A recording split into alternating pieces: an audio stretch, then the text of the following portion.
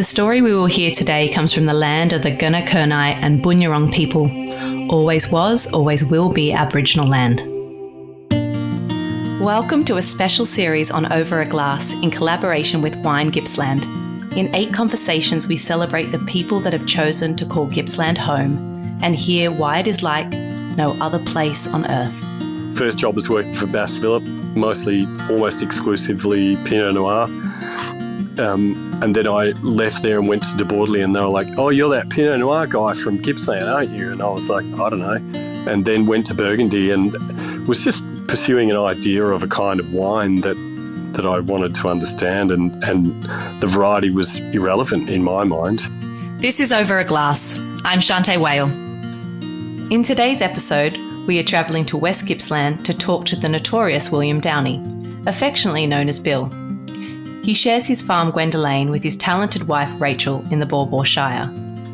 William Downie Wines have more than a few followers. He has a dedicated cult following of fans who respect his philosophies, practices, and his artisan Pinot Noir. Hi Bill, thanks for joining me. My pleasure. Nice to talk to you, Shanteh.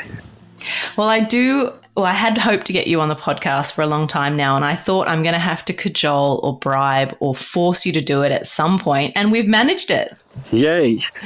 I'd love to know a little bit about kind of the beginnings of your story. It does go way back, but it is a beautiful story to hear. Tell me a little bit about where you grew up and how you found your way into the wine industry. I grew up about 30 minutes away from where I'm standing right now. I'm sort of on the front veranda looking out across the Baw Baw Shire, across to Mount Baw Baw.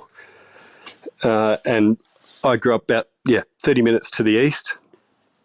Grew up playing in bands, not having anything at all to do with wine at any point. And as with almost everything I've ever done, by accident ended up working in wine, which really was just as a result of not making very much money playing music, which is not going to be a surprise to anyone, especially when you're the bass player in a not very good rock and roll band.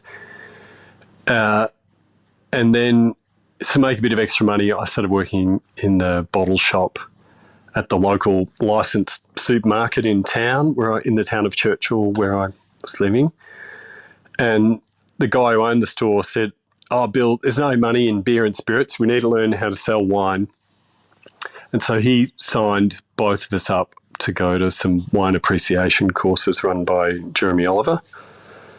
And then I kind of went down the rabbit hole pretty quickly. And it turns out, and I've said this a million times, but it turns out I didn't realise at the time, but later on I did figure out that music and wine have lots of similarities, and they're not always in the most obvious way.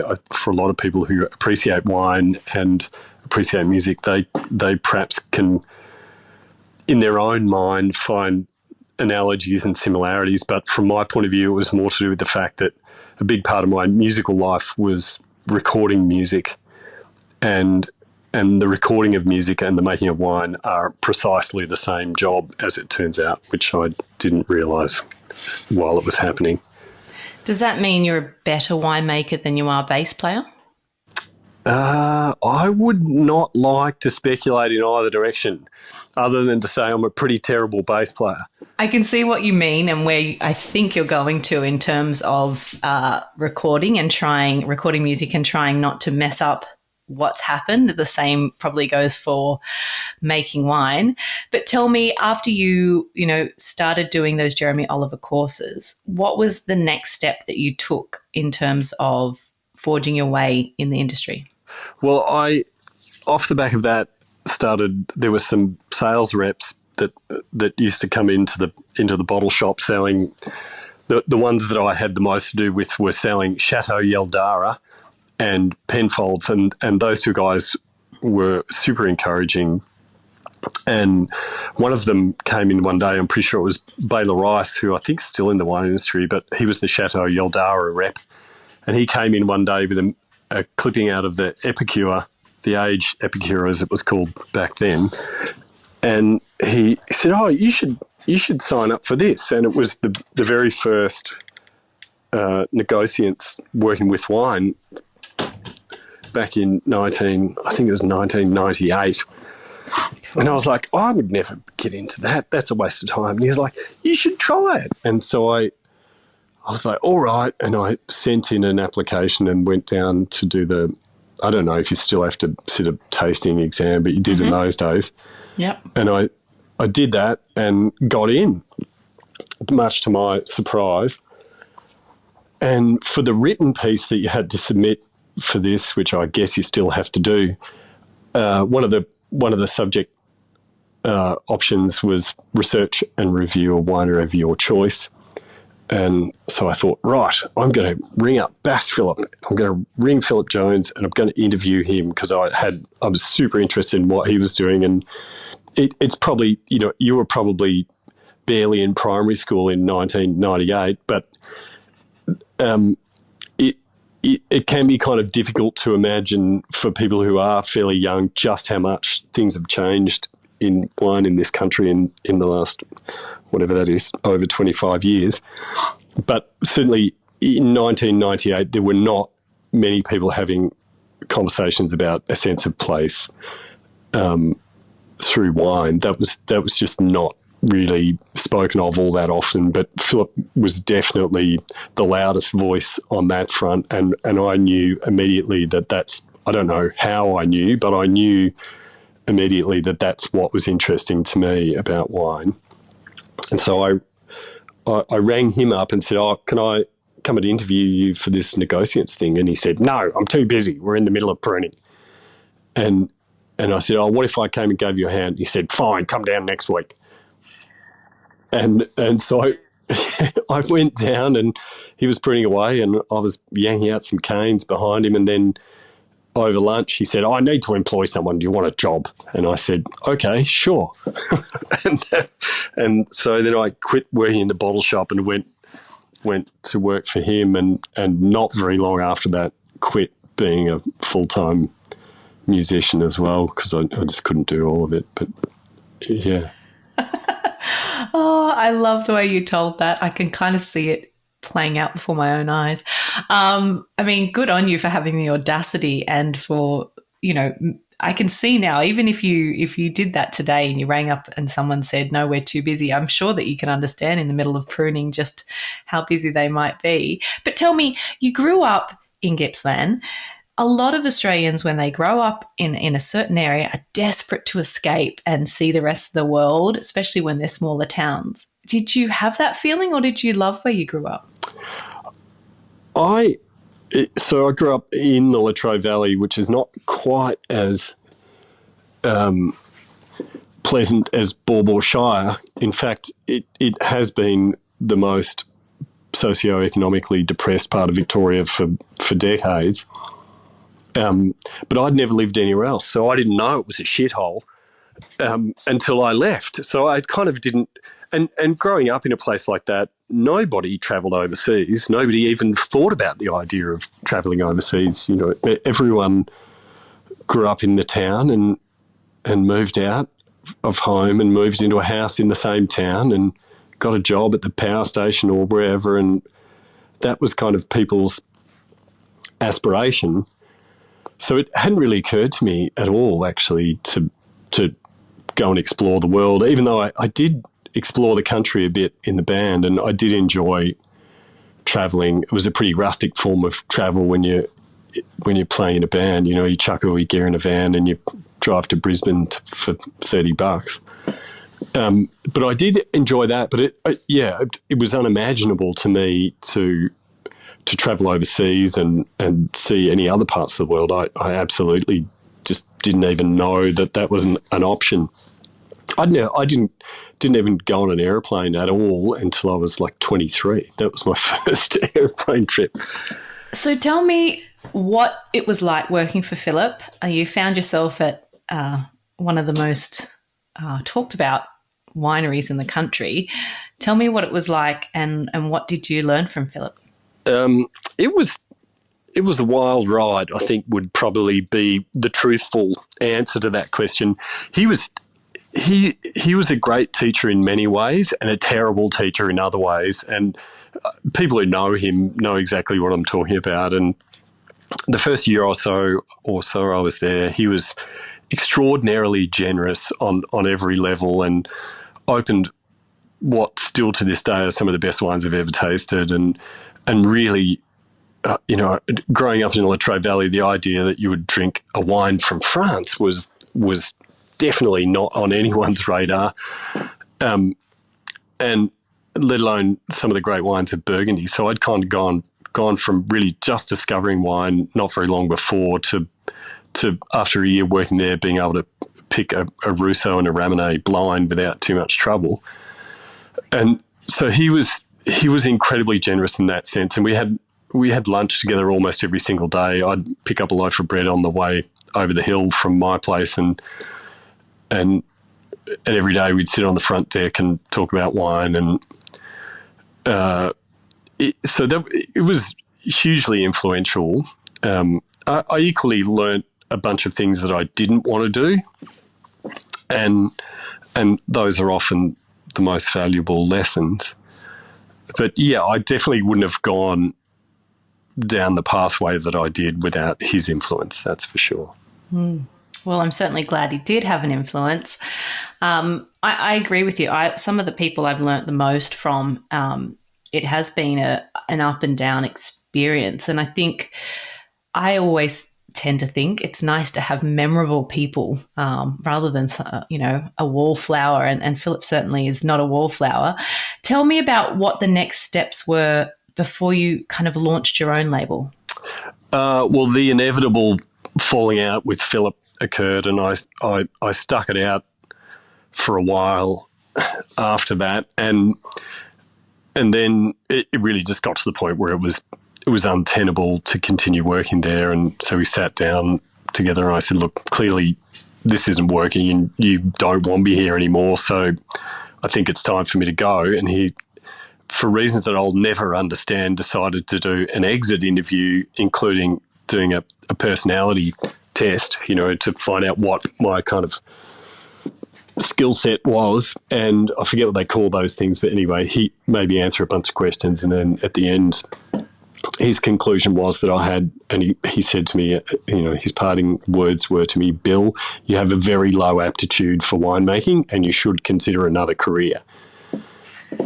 And so I kind of went off with my tail between my legs, and I believed him. I thought he was probably right, but I knew that I was really interested in wine and I wanted to know more about it. So I thought, well, I'm obviously not suited to this kind of small scale handcrafted thing. That's, Philip's pointed that out pretty clearly. Maybe I should just go and work in the biggest place I can find and see if that's a better fit for me. So I sent, the only time in my entire life I've applied for a job, I did a CV and sent it off to a couple of people, and Steve Webber rang me and said, sure, come in for an interview, we need some cellar hands. And so I went and interviewed there, and he said, sure, you can have a job in the cellar. And I was like, okay, great. So I left, went over to work at De Bordeley in the Yarra Valley as a cellar hand, walked in the door having never turned a pump on in my life and really having absolutely no idea. But luckily, Timo Mayer was still working there at that time, and a couple of other really experienced and some of the best cellar hands that have ever worked in a winery. So they taught me a huge amount in a really short space of time. And there's a guy called Harry Clegg who on the first day taught me one of the best lessons that I've ever learned in my entire life, and that was, Bill, if you find something you don't like doing, just do a real shit job and they'll never ask you to do it again. No. Which, I've used that a lot. So is my husband, I have to say. Yeah. Yeah. Happily, my wife has never let me get away with that. Not once. But I spent about a year, it was about 15 months working the cellar there, and and there was another guy, Adam McCallum, who was at Terroir for a long time. He's now working for Helen and Joey's. He and I kind of went on this wild exploration of Burgundy and literally would just spend all of our paychecks every week buying bottles of Burgundy, which 25 years ago was not that much money, and quite affordable and doable. And we just went on a kind of a deep exploration of Burgundy, and to the point of we would intentionally buy wines that we knew we weren't going to like just to make sure that we didn't like them, in order to learn what it was that we were trying to understand. And eventually I just decided that I was spending so much money on Burgundy, it'd be cheaper to just go and live there. So I quit working at De Bortoli and got on a plane and went to Burgundy. I'd have to enter in there and say that you did leave De Bortoli as a senior winemaker. So some big steps there. Well, the first time I left De Bortoli, I was not the senior winemaker. In fact, I'd only been there for a year and I was a cellar hand. But when I did leave, when I did quit to go to Burgundy the first time, as I was leaving, Steve said, Bill, I'll be really disappointed if you're back in Australia in less than 3 years. But if you want, I'll fly you back to Australia for harvest if you want to come and work the vintage here. And I was like, oh, okay, no worries. So I actually went back and forth between De Bortoli and Burgundy for, what was that? I think about 5 years. Wow, what an offer. That's so cool, especially as for someone that's young. And I mean, that's an expensive flight. That's really cool. Yeah, it was really, And I didn't realise when I got back that when I walked into the winery for the 2002 harvest, I thought I was just going to be the cellar hand who was kind of looking after, because he had said, I want you to look after Pinot Noir for me. And I said, no worries. But I didn't realise that what he meant was he wanted me to actually make all the wines. I thought I was just going to be the cellar hand. And so that turned into, and it really helps to be green as grass and kind of full of bravado and really, but with very little understanding. It's a lot easier to tackle a job like that when you don't really quite know what you're doing.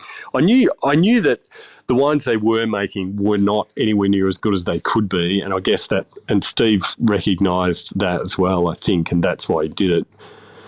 But yeah, it meant that I could kind of duck in there for 3 months, turn everything upside down and make a big old mess, then bugger off back to Burgundy and leave everyone else to clean up the mess.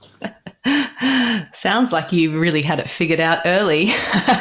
Yeah. Well, Bill, I'm going to skip ahead, but I want to skip ahead to when you launched your own label, if you don't mind, and tell me a little bit about what drew you back to kind of making wines for yourself. You did start with making wines from a few different places, Victoria, and then eventually the pull to Gippsland. How did that happen? Yet another accident, no planning involved on our behalf whatsoever. As I was kind of thinking about what the next move, I'd gone to Burgundy, come back for harvest, gone back, come back, and at a point along the pathway, I'd said to Steve that I didn't think I was going to be able to stay in Burgundy permanently. Did he want me back there full time? And he had just employed another full-time winemaker, assuming that I wasn't coming back. And so he said, oh, look, I actually can't give you a full-time job in the winery at this point, but if you do want to come back, I'll let you make some wine for yourself if you want to then go and sell that. You can work in the vineyard, work in the winery, make your own wine, and we'll kind of figure it out from there. So it was completely by accident, not by design at all. But then we realised, so Rachael and I met when we were both living in Burgundy. I met her when I'd only been there for about 3 months. And she was working for Kermit Lynch, the American wine merchant. And she taught me a vast amount about Burgundy and the culture of the place. And what I eventually realised was that I did not belong there, that it wasn't me. And learning about the notion of terroir and what the word really means. And people often say, oh, there's no literal translation into English. And I think part of the reason for that is that there's something implied in it which is not very often spoken about, but where the cultural connection to place is an integral part of what makes terroir. And that's why I think the word only applies to the produce of France, because it's referring to a very French notion of connection to place. And so I realised I didn't have that, wasn't from France, never would be. But I realised that the only place I could make a true wine of place was in the landscape that I was kind of formed in a literal sense. You know, I'm made up of molecules and particles from this landscape where I'm sitting now. I am of this place, and I realised that's where I had to be if I was going to make a real wine, not a kind of replica of some other one. Yeah, I mean, it goes down to even the microbiome of the place where we were youngest that does make up our atoms and cells and everything like that. So, I mean, amazing. But so you decide to go back. You're making wines from a few different places, like we said, Mornington. What was the wine scene like in Gippsland? What was your thoughts when you went back and decided to make wine for yourself? What were you looking at? I mean, you're very lucky you're from Gippsland and not from a place that can't make wine. Yeah, that's absolutely true. But that's just been my lot the whole way. There's never been any kind of grand plan. Most everything that's happened to me has happened just by kind of walking around with my eyes open and being open to opportunity and just landing on my feet more often than not. I mean, I've not landed on my feet plenty of times, but it landed on my feet enough times that I was able to follow a pathway. There wasn't a lot happening in Gippsland. We bought the farm here in 2006. There's still not a lot of vineyard here, and especially in Baw Baw Shire, there's a couple of vineyards that we now lease that were already established, and a handful that had been established in the late 90s when there was, you know, every vineyard in Australia virtually was planted in 1998, it seems to me. And there were a few of those, many of which don't exist anymore. They've been pulled out. But we sort of arrived here not really thinking about the wine scene of Gippsland, just thinking about what it was that we were trying to do, and this seemed like the place to do it, and we didn't really mind if nobody else thought it was a good idea, or if there was not a whole lot of other activity in the region. We weren't troubled by that. I think that philosophy has stayed with you, and I think it's probably what makes the both of you so fascinating as well, that really true belief in what you're doing and what you're doing for yourselves and if it's right for yourselves. Can you describe a little bit about kind of West Gippsland, the kind of terroir, or I hate to use that word, but I haven't quite found one that's right for Australia yet, I don't think. So tell me a little bit about the climate and what it's like to grow grapes in West Gippsland. It's a really beautiful place, but it's an absolute nightmare for growing grapes. We get well over a metre of rain per annum, and it's basically around about 100 mils of rain every month, which is divided up into about 20 to 25 mils of rain every week. So it's lush and green all year round. It's mostly dairy farming country. On the flatter lower parts where the soil's more clay, grey loam over clay, that tends to be dairy farming. And then around the edges of the Baw Baw Shire and on the ridge that kind of runs from the Strzelecki Range through to the Great Dividing Range, there's some quite old basalt-derived red volcanic soils. that are extremely free draining, quite mineral rich, and in many ways very, very suited to growing grapes. It's just a real challenge to do in such a wet climate. You know, our yields are usually, it's rare for us to get more than 0.3 or 0.4 tonnes per acre. That's unusual. Mostly through poor flowering, immense disease pressure, and a whole bunch of challenges. But if you plant vineyards on the red soil, you can do something which to us feels quite special and quite interesting. That the single vineyard wines that we make from here have varied in number, but those vineyards are quite close together, and there's very, very distinct differences between those vineyards and the wines from those vineyards, even though they're on theoretically the same bit of geological history and the same climate. And consistently from year to year, those wines showed the same differences.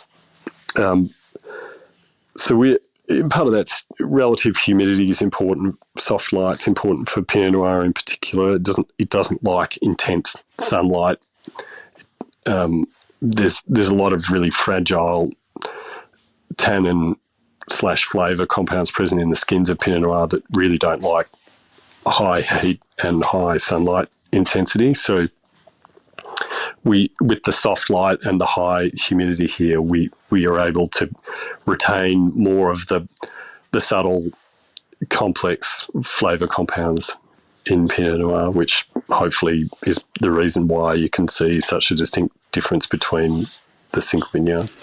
Yeah, I mean, I think it's always interesting. Like you said, it is not. I mean, things grow very well in Gippsland, but not perhaps all through Gippsland. But you're also choosing to make probably the most finicky of all grape varietals as well. Is that just because you like making things hard for yourself? Some would argue that, yes, but no, it was again just an accident. It's just first job was working for Bass Phillip, mostly almost exclusively Pinot Noir. And then I left there and went to De Bordeley, and they were like, "Oh, you're that Pinot Noir guy from Gippsland, aren't you?" And I was like, "I don't know." And then went to Burgundy and was just pursuing an idea of a kind of wine that I wanted to understand, and the variety was irrelevant in my mind, and still is. I couldn't care less about Pinot Noir. I'm just interested in wine that tastes like it came from somewhere, and that's all I was pursuing. And I don't care how hard it is or finicky. I don't know. I've never really worked with anything else. It's just normal to me to be growing Pinot Noir in a climate where it rains all the time. That's what we do and what we've always done. I think a lot of people in their lives chase the meaning of life and what they're supposed to do. I think that you've been very true to your own calling and found your way that makes sense for you. And I think you can taste that in your wines, that they aren't forced to be something they're not. And I think that because of you and the way that you communicate and the conviction that you have is perhaps why you are such a popular choice for a lot of people seeking out wines of place. When you look back at everything you've done in your career, what would you say you're most proud of? I don't know. I kind of just don't look backwards all that often. I kind of look at where we're at now, and I'm like, yeah, I can see where we've got to go, and there's still a lot to do and a long way to travel. We're nowhere near working to the standard that we aspire to. We're trying as hard as we can, and we'll do whatever it takes to do it. So I kind of don't think of it in those terms. I'm pleased that we get to do it. If I'm proud of anything, I don't know. It's maybe that I just don't really give a shit what anyone else thinks about it. Or at least I don't care what the experts think about it. And that's enormously liberating. That means I can just do what interests me. I can set the standard for myself. I don't have to measure it against anyone else's standard. I can just say, right, here's what we're going to try and do. And then at the end of the cycle, you know, the growing season or the bottling or whatever cycle we're looking at, I can look at it and say, did we meet our own expectation? And rarely have we ever done that. But then we kind of take everything that we've learnt through that cycle, look at what needs to change, apply that, and then we go out and do it all again, and we measure it for ourselves to our own standard. And, you know, James Halliday can say whatever the fuck he likes. I really couldn't care less, you know, like it's irrelevant to me. And I probably am slightly proud of that, because I see how much damage it does when people are constrained by other people's expectations and constrained by what the experts tell them they should or should not be doing. I can see how much Australian wine has suffered because of that. Well, your beautiful farm is unlike anywhere else. It is a place where, if you're lucky enough to go there, people will see that there is a story behind everything on your farm, behind every shrub and every rock, every piece of ceramics in your house. It is just a place of so many stories. And unfortunately, the podcast is not long enough to go into many of those, but I think what you're doing is sensational, and it's certainly a place I would love to go back to someday. Bill, thank you for joining me on the podcast. It's a true treat. And now that I've said it and I've put it out in the world, hopefully you'll join me for another one sometime. Oh, I look forward to it, Shanteh. Thank you. Cheers to you. Bye. The vast land of Gippsland has everything you could ever want in your glass. And yet the diverse municipalities have their own identity and culture. It's a wondrous land you just have to taste and see to believe. But be warned, you might never want to leave. Visit winegippsland.com to find out more. This is Over a Glass. I'm Shanteh Wale.